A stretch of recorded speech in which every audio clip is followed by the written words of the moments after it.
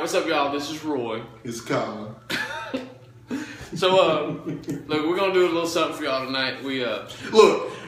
He clapped on the last one. He didn't want to put it on there, and I clapped too. Now he had to redo. He made me fall. Look. Okay, look. Let me show y'all something. See these balls we sitting on? We on balls. We sitting on these balls. Right. He didn't make me fall off the ball laughing. He fell off the ball laughing. That's true.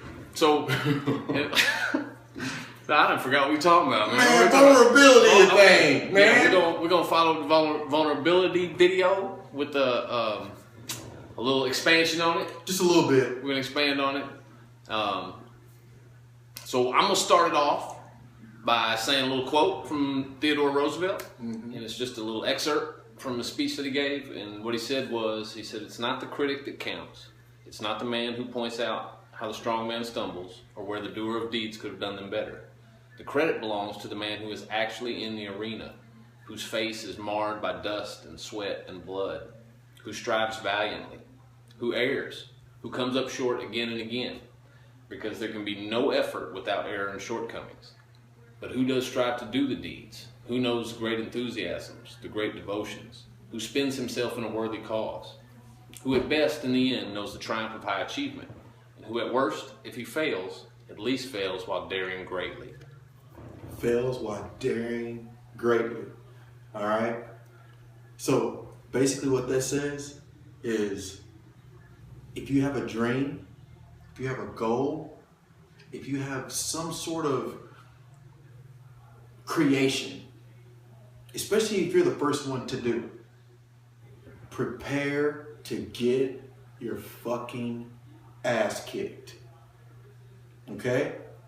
It's going to look weird to someone if you're the first one to do it. It's going to look weird to someone if you're the only one out there doing it, or if you're doing it and there's some people over here that they can compare you to that's doing it better.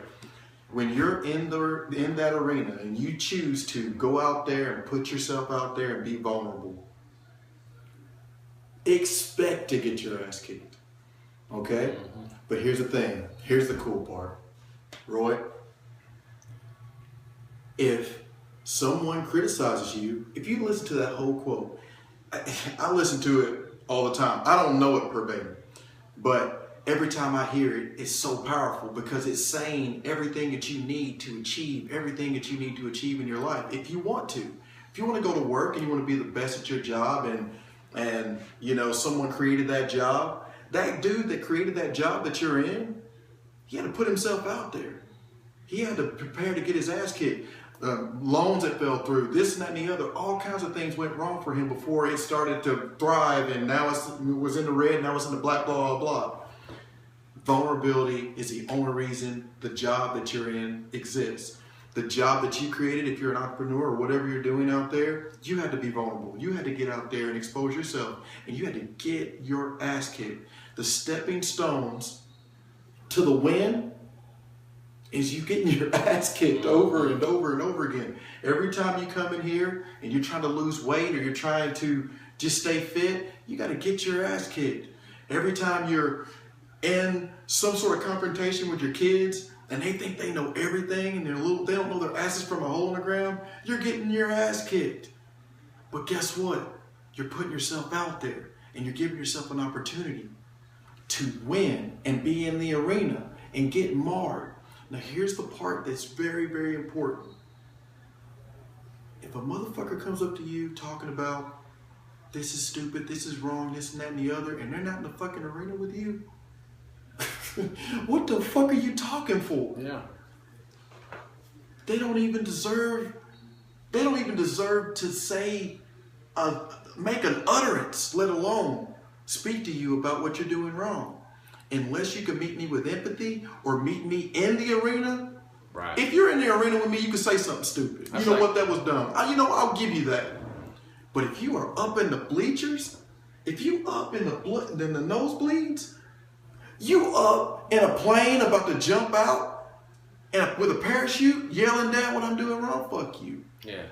You on the couch watching the UFC talking about how much ass you would whoop. Exactly. Come on, man. You're not in an arena with that guy.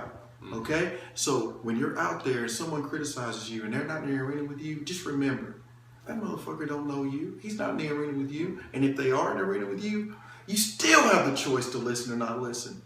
And in that point, when you're in that arena, you're scarred and marred, and you're beat up and you're beat down, and you keep going, it means that much more when you reach your goal. That's right. That blood on your face, that dust, that sweat, that's a fucking shield. That's a shield against stupidity, is what it is. I love it.